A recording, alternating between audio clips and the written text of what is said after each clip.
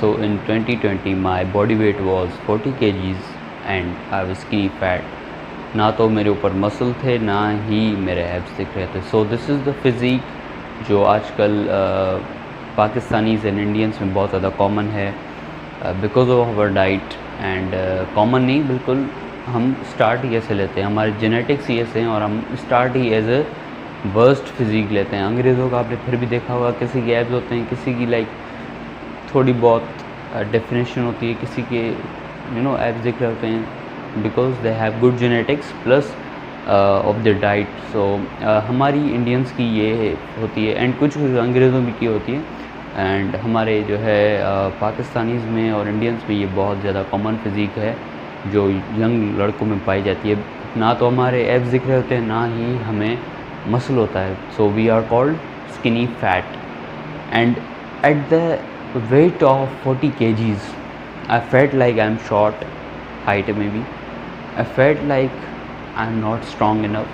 I felt like I don't have any confidence and I was not attractive. I had like some features like jawline and all that stuff, लेकिन that was not that good. अगर आप एक बिल्कुल ही skinny बंदे को ले लें, उसे एक जॉ लाइन दे दें तो he doesn't become any sort of attractive because I felt really unattractive. I felt really unconfident and I felt like I'm the worst. So to overcome that I started working out. and मैंने एक चीज़ जो title में मैंने नहीं लिखी है मैं आपको वो बताता हूँ that I did all of this doing home workouts. मैंने home workouts किए and I transformed myself from being a 40 kg guy to 56 kg guy. Then I joined the gym because शुरुआत में I didn't have any support from my parents. मुझे अपने parents से ज़्यादा support नहीं था. and those typical desi families argues that gym decreases your heights and I cleared that in 2 years और 3 years. मैंने वो डाउट्स क्लियर करते करते मुझे 3 साल लग गए. then after that I joined the gym and this is my current myself now. So to like build the muscle what I did and my diet, my recovery, and without any supplement I have did that all of that without any supplement. I have gained 16 kgs of I would say muscle mass, not fat, because you can see I still have some really less fat. I have gained around like maybe 2 or 3% of fat, maintaining the fat that I had, which I was at the skinny fat, building that much muscle in 3 or maybe 2.5 years is I think a really good process. So I think I should share some of my best strategies that I did and you also should apply it in your fitness journey. ज़्यादा English हो गई. So अब as a middle class guy what should be the or what can be the options for you? First of all मैं कहूँगा सबसे ज़्यादा easy, सबसे ज़्यादा मैं कहूँगा cheap, सबसे ज़्यादा मैं कहूँगा simple जो आपके लिए एक मील एक इंग्रेडिएंट हो सकता है वो है एग्स. अब मैं आपको बता रहा हूँ कि प्रोटीन लोग लेते हैं, वो कहते हैं कि it's very cheaper but it's not. अगर आप कट पे हैं दैट इज़ अनदर थिंग, लेकिन मैं आपको बल्क पे रिकमेंड करूँगा कि आप अंडे खाएं. बिकॉज लोगों को होता है कि यार अंडे में नहीं खा सकता, लेकिन वंस यू बिल्ड दैट जब आपका वो इतना ज़्यादा बिल्ड हो जाएगा तब खुद ही आप खा लेंगे. एंड एक साइंस में जो लगाता हूँ इसमें मैथ्स, अगेन इट्स मैथ्स, वो है कि आपको प्रोटीन कैलकुलेट कर लें. आपका कोई भी प्रोटीन चाहे वो PHN का हो, किसी भी कंपनी का हो. PHN के तो सबसे ज़्यादा सस्ते आते हैं पाकिस्तान में एंड दूसरी कंपनीज़ के ज़्यादा महंगे आते हैं. सो अगर आप कैलकुलेट करेंगे तो दिन के 10 अंडे और 30 ग्राम्स लेट्स सपोज अंडों के प्रोटीन के हिसाब से चलते हैं. एक अंडे में होते हैं 6-6.5 ग्राम प्रोटीन. 6 कितने हो गए 18 प्लस 6 कितने हो गए 24. 6 18 6 सॉरी 6 18 6 मतलब 4 अंडे gives you 24 grams of protein. 4 अंडों की कॉस्ट क्या आएगी? एक लेट्स सपोज पाकिस्तान में एवरेज चलता है 25-30 रुपये, लेट्स सपोज 30 रुपये आपने लगा दिया, कितने होंगे? 120 रुपये पर ये आपको पड़ेगा 24 ग्राम्स, 120 रुपये। एंड उधर ही आप कैलकुलेट कर लें, कोई भी आप कैलकुलेट कर लें आपका प्रोटीन, जिसमें 60 सर्विंग्स हैं, 30 सर्विंग्स हैं, वो एफिशिएंट नहीं पड़ता। अभी मुझे इतनी प्राइस ज़रूरत, इतनी मैथ्स याद नहीं है, लेकिन मैंने एक बार जो है कैलकुलेशन की थी and it was way you know expensive than the eggs and expensive भी, प्लस ये एग्स जो हैं वो आपको और से ज़्यादा वाइटामिन भी देते हैं, कैलोरीज भी आपको इतनी नहीं देते, अगर देते भी हैं लाइक दूसरे फूड से कंपैरिजन में नहीं देते, लेकिन प्रोटीन से ज़ाहिर सी बात कम देते हैं, लेकिन आपको जो है दूसरे माइक्रोन्यूट्रिएंट भी देते हैं और आपको जो है ज़्यादा कैलोरीज भी देते हैं अगर आप बल्किंग पे हैं। So I am talking about bulking, तो मैं आपको रिकमेंड करूँगा कि आप एग्स ही खाएँ। सो that was my you know science for and my method for bulking with eggs. So I eat eggs daily. 4 से आप शुरू करें, 2 से शुरू करें एंड अपने प्लीज़ घर वालों को मना लेंगे यार 2 अंडों से या गर्मी में अंडे खाने से कुछ नहीं होता।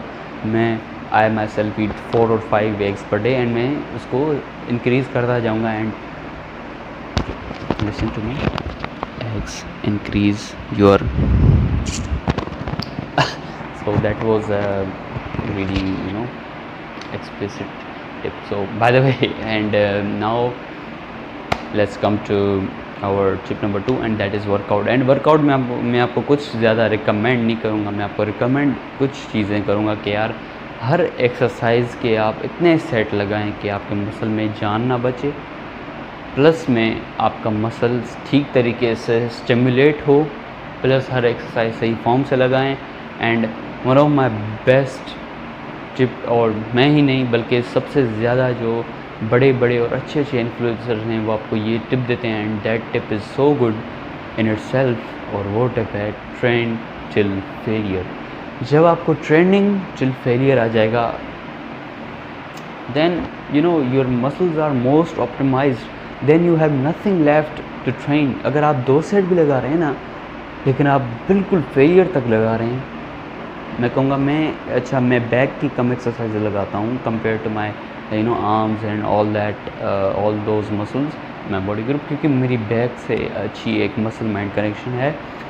और प्लस में मैं अपनी बैक को for some reason I can train it till the failure and मैं अपने आर्म्स के साथ में मेरा ही कुछ ऐसा रिलेशन है, क्योंकि मैं जब होम वर्कआउट्स करता था तो आई थिंक इन चीज़ों की मैं ज़्यादा जो है ट्रेनिंग करता था, दैट इज़ वाई मेरी चेस्ट से कम है मसल माइंड कनेक्शन एंड मेरी जो है दूसरे मसल्स लाइक ट्राइसेप्स के साथ है, लेकिन आई से कि मेरी जो है बस चेस्ट के साथ ही थोड़ी सी कम है, लेकिन it's good, it's not that worst, लेकिन it's lesser than my back and my biceps. So मैं क्योंकि इन्हें फेलियर तक ट्रेन करता हूँ and I train it till the failure, that's why they grow most and that is the secret, nothing। क्योंकि आप यार कितना ही साइंस को रिसर्च कर लोगे, एटलीस्ट एट दी एंड आपको रिज़ल्ट वही मिलेगा कि यार do what you वांना do. For me मैं ब्रॉड स्प्लिट्स करता हूँ, इट्स फन फॉर मी, क्योंकि मैं एक दिन जाता हूँ मैं अपने बैक को बिल्कुल फाड़ चीर के रख देता हूँ।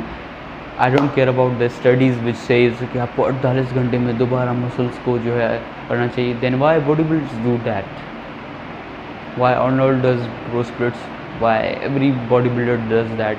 वो कहते हैं कि यार रिकवरी ये वो, they are on TRT, it doesn't matter, the natural and the most fun I'd say is bro splits and मैं वही करता हूँ। I don't care about anything else and that's it for me.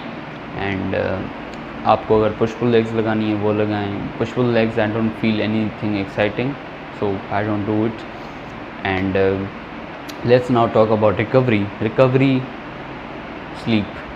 sleep, you have to sleep the best, and sleep के लिए एक अच्छा सा room की कंडीशन बनाएं एक, और अपनी मोबाइल फ़ोन को साइड पे कर दें। और जो है जब आप अपने आप को, और जिम इतनी अपने जो है ना स्लीपिंग आवर्स इतना ज़्यादा कम ना किया करें, थोड़ा सा बीच में रखा करें, ताकि आपको एक आपका माइंड थक जाए, एक आपकी बॉडी थक जाए, फिर आपको अच्छी स्लीप आती है। लोग कहते हैं यार ये कर लो, वो कर लो, फलानी चीज़ खा लो, ये वो। I don't believe in that. मैं बिलीव करता हूँ कि जब आपकी बॉडी को एक रेस्ट चाहिए होगा तभी वो अच्छा एक रेस्ट लेगी, and that's the science for me.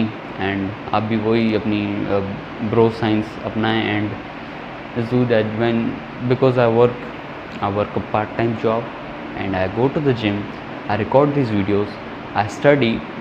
मेरा ब्रेन आखिर में ये नहीं होता कि यार मैं जो है 5 मिनट जो है ये फ़लानी एक्सरसाइज करूँ, मैं ये जो है ये करूँ वो करूँ ताकि मुझे नींद आए। नो, मेरी नींद ऐसी है कि मैं थक जाता हूँ एंड आई स्लीप।